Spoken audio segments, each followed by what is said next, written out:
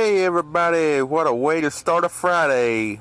Coming into Illinois here, we got a little rain, a little sleet, a little snow, got a little bit of everything coming down here.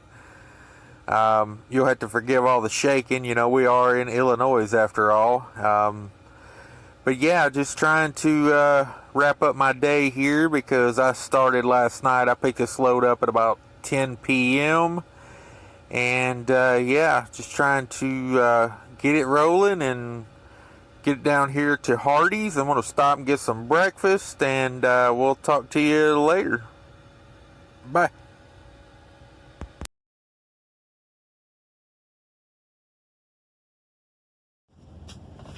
Hey, how's it going out there today, everybody? Hope everybody's having a great Friday. I hope you are not on house arrest, government-issued house arrest. I hope you're able to get out and do some stuff this weekend. Yeah, I don't know. I hope you get a stimulus check or you don't. I mean, I don't care. I don't get one, so I don't care if they're issuing them or not. The way I look at it personally is I think of that as hush money. They're giving you your own money as they control you more and more every day. And they're giving you, your own money to say, roll over and take it. Don't get out in the streets and riot. And I want to give a shout out to the people of Michigan up in Lansing for, protesting the governor's policies there. I get it. You should be doing the hand washing, the social distancing and all that. But when they tell you can't go fishing on your own personal dock and things like that, yeah, it's time to revolt. It's, there's a time and a place for everything. And, shout out to the people of Michigan for getting out and, letting their voices be heard. And, but yeah, to me, that stimulus check is nothing but hush money. It's like, it's just to keep people calm, and it's not a good thing, in my opinion. If I did get one, I'd be investing it, in stocks or something. I don't know. I'd invest it in some way. My take on it is this.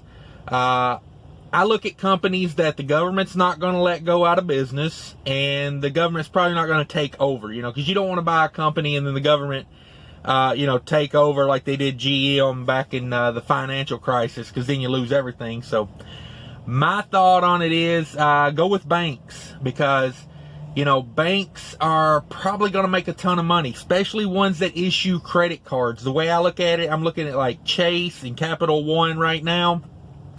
And by all means, don't take my financial advice. I'm not a financial advisor.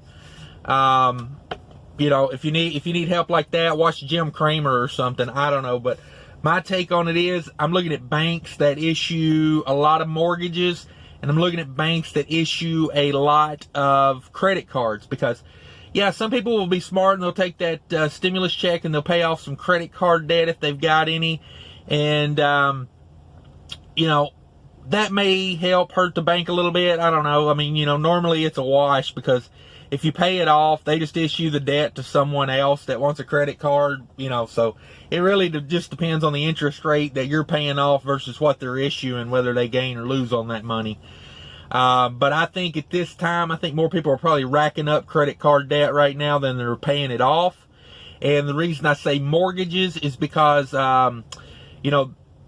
a lot of people are going to foreclose, and, they're going to lose everything during this time.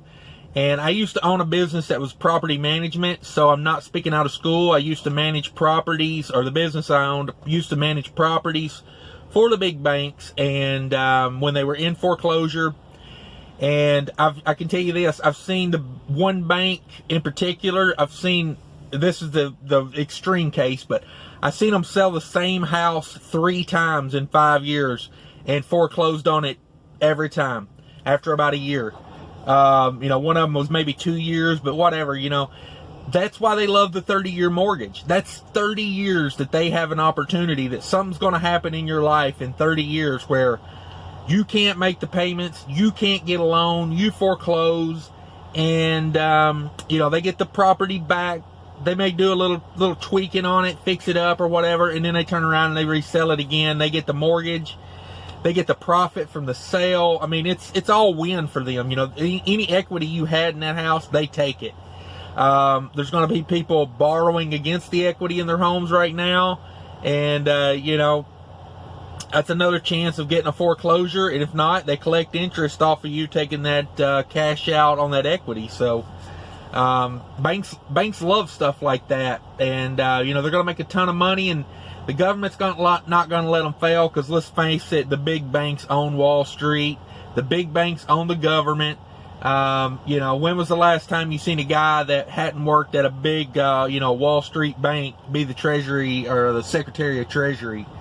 It's like a revolving door from Goldman Sachs to the Treasury. So, Goldman Sachs may be one I start looking at a little bit more. But yeah, that's my take on it. To me, the 30-year mortgage is like a lease purchase. It just is. It's set up for failure. Like the first 10 years you pay on that mortgage, you don't get any equity in that. And if you look at the interest versus, what you paid for the house, if you're at like 5-6% interest, you're paying double in that 30 years for that house. Just my take on it. I'm not saying you shouldn't own a home. I'm just saying, be very smart, when you get into that 30-year mortgage of knowing what the bank's doing. It's like when you get into a lease purchase, just know that they're making money off of you 5 different ways, and they're making more money than you are. That's the key thing to remember. But yeah, that's where I'm looking at with money right now. I'm looking for options on, like 6 months, on big banks. I look at it as almost, not risk-free, because there's nothing you do with your money that's risk-free, but, the banks and the government work so hand in hand together. They're just not going to let them go under. They're just not, especially ones that own credit card debt and mortgages. I seen a thing the other day. Wells Fargo has $2 trillion under management or worth of assets. And how much of that do you think's home mortgage? Because they are a big player in the mortgage game. But yeah, that's what I think about that. I don't know. I wish we could get the economy going again. The spot market is garbage, and just a lot of people hurting out there. I just don't get it why we can't reopen certain things and why everything has to be closed. I mean, it's ridiculous out there. But anyway, that's my rant for the day, and let's get down to business. So both my loads, the one going up and the one coming down, the one coming down and going back up, both dropped in rate last week, but not catastrophic. Hopefully it stays somewhere reasonable. But yeah, total revenue to the truck last week, $6,100 revenue, $4,880 to the truck. I spent $951 in diesel, and I spent $16 in reefer. I got a different trailer now than I had, but I didn't put any reefer in going back. I only used reefer going down because I was hoping I could trade out trailers. Hoping I could trade out trailers when I got back up to Minnesota. So I didn't put any more reefer fuel in it because, the driver, if you're not company, if you're owner operator, you're responsible for the reefer. So I didn't want to return it full when, typically when I pick them up, they got between like a quarter and half a tank in them. Just like the one I got yesterday. I picked it up, it had a quarter of a tank, but it's a newer trailer. It's a 2015. It's still a utility trailer, but it's got a bigger Thermo King unit on it than the last one did. So I just went ahead and grabbed it up.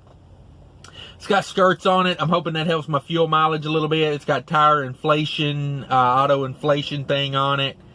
I think it's going to be better for me. But, yeah, $16 in reefer last week. Not bad for a, full week of reefering. And $37 in DEF. That seems like that was a little more, but I don't know. Maybe it was just the timing and the way I bought it. Spent $69 in tolls. Most of that goes to the West Virginia Turnpike. Total expenses on that was $1,073. $6,100 to the truck, or $6,100 to the carrier, $4,880 to the truck, $1,073 in tolls and fuel. So that left $3,400 after that came out. So not a bad week. Like I said, I want to keep these rolling as much as I can. The one going down last week paid $3,400. The one going down this week actually went back up $100. So I'm hoping, that it'll get back up where it was. I don't know. We'll see how it goes. I take this one because they say that's the hardest one. They have trouble moving that one. And I get it. Where it goes in North Carolina, freight is just so bad paying down there. That's why I deadhead 200 miles up to Virginia, which ain't all that great. But at least I got a connection up there where I can get a little bit better paying load that goes, near the house. That's why I do that. But yeah, I got a new trailer with skirts. I'm hoping fuel's a little bit less this week. So yeah, I don't know. I haven't been idling the truck. It's been really cool at night. So I didn't idle the truck basically any last week. I think there was maybe one time during the day I idled it for about an hour right before sunset. And I really didn't have to idle it then, but it was just one of those things. I just got out of the shower and I didn't want to get hot, so I just idled it for about an hour before the sunset. But then later that night, I ended up running the heater. It just got warmer outside, so I went that way with it. Yeah, so that's what's been going on. I hope everybody can get back to work and get to making some money. This is total garbage having everything locked down like it is. I've seen some strategies that other countries are taking that I really wish we would get into more, but it is what it is, and we're stuck with what we got right now. But yeah, if you watched this far, thanks everybody. Be sure to like, share, subscribe, and until next time, take care of each other out there. Later.